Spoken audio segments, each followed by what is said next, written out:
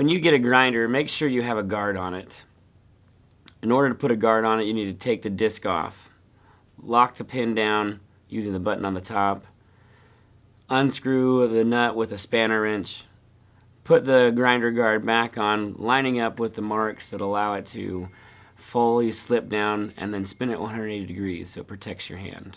Let's put the grinder disc on. When you put the nut on, make sure the side that has a bump sticking out of it faces the grinder disc. Pick up your piece, find all the sharp edges. When you cut on the shear, normally there's a burr that can cut your hand severely. Most of our shop cuts happen because of these burrs. Plug in your grinder.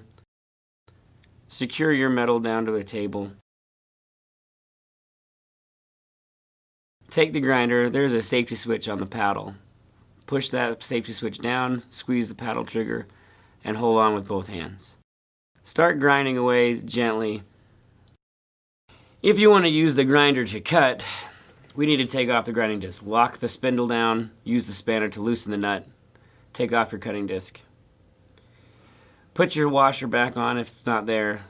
When you put the cutting disc on, it's thinner than the grinding disc, so the bump now needs to face up instead of down.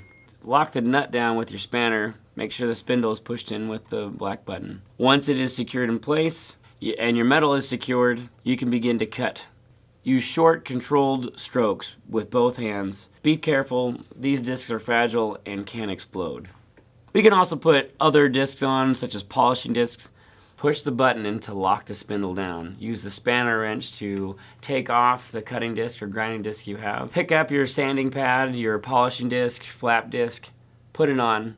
These ones are usually thin as well, so you want to make sure the bump faces up when you put the nut on the grinder. Once your metal is secured in place, you can pull the safety tab and paddle in and start making smooth, even strokes to get the desired finish you're looking for.